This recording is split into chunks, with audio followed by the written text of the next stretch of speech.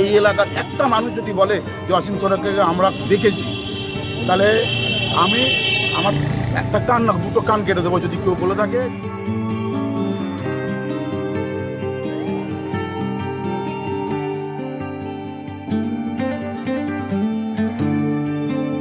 আমরা বিশ্বাস রাখছি এই প্রার্থীকে যদি আমরা এমএলএ হিসেবে পাই, আগামী 5 বছর হরিণঘাটা বিধানসভায় নতুন ইতিহাস নজির হবে।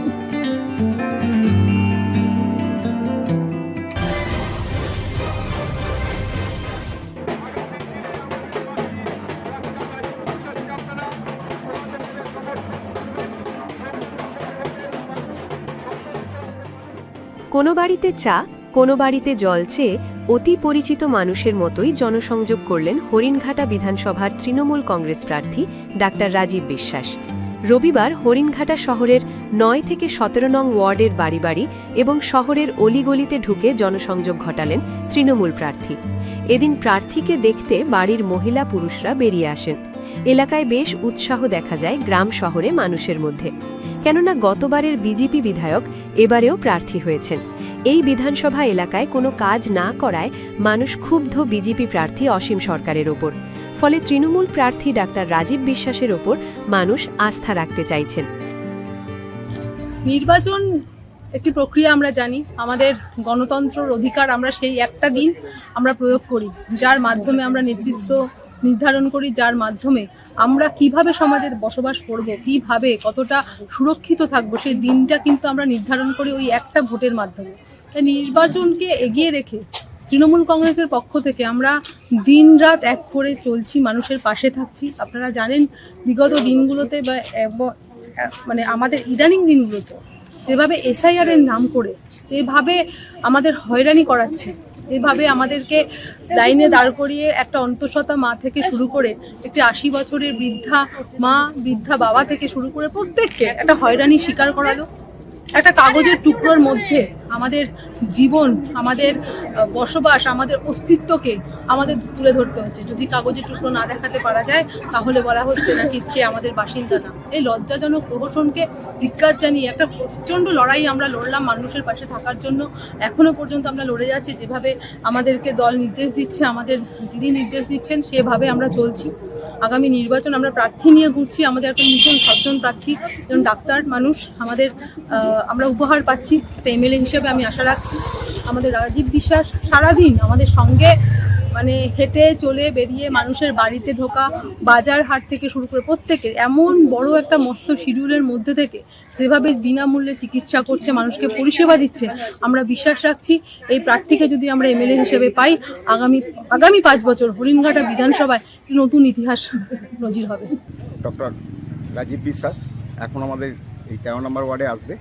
আমাদের আশা করছি, বা আশা শুধু নয়, এটা আমাদের বদ্ধমূল ধারণা যে আমরা এবার এই ওয়ার্ড থেকে তাকে বেশ কিছু ভোটে লিড দেবো। হরিণঘাটা টাউন থেকেও তাকে বেশ কিছু ভোটে লিড দেওয়া হবে। শুধু সময়ের অপেক্ষা। আমাদের প্রার্থী ডাক্তার রাজীব বিশ্বাস ইয়ং ছেলে, ডাক্তার মানুষ, খুব ভালো মানুষ, মানুষ নিয়েছে, হরিণঘাটা মানুষ নিয়েছে, এবং আমাদের ভাবি এমএলএ, হরিণঘাটার এমএলএ। শুধু 4 তারিখে সময়ের অপেক্ষা, আমরা এই আশায় রয়েছি। আর মমতা ব্যানার্জি উন্নয়ন রাস্তায় দাঁড়িয়েছে, বিজেপি নেই মার্কেটে।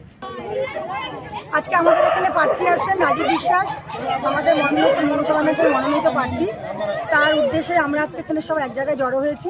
আগামী দিনে যে আমাদের অসীম সরকার মানে এমএলএ ছিলেন, তিনি কোনো উন্নয়ন করেননি, কোনো রাস্তাঘাট করেননি, তার বিরুদ্ধেই আমাদের আজকে এই লড়াই।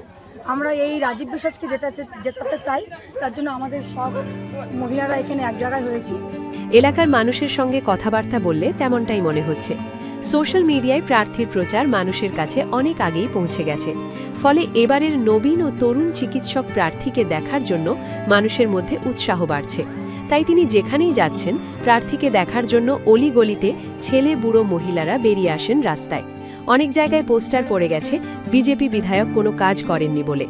যেভাবে তৃণমূল কংগ্রেসের নির্দেশে আমরা যেভাবে মানুষের পাশে দাঁড়িয়েছিলাম, আমাদের অনেকেই আমাদেরকে এবার তাদের যে ইয়েটা আমরা বুঝতে পারছি।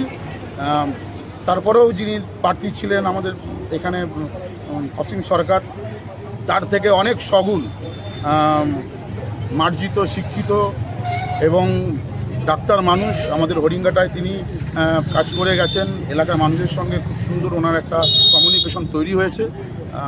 তো আমরা মনে করি অসীম সরকারের থেকে 100 গুণ 200% মানে বেটার আমাদের এবার হরিঙ্গাটা তৃণমূল কংগ্রেসের প্রার্থী হয়েছে।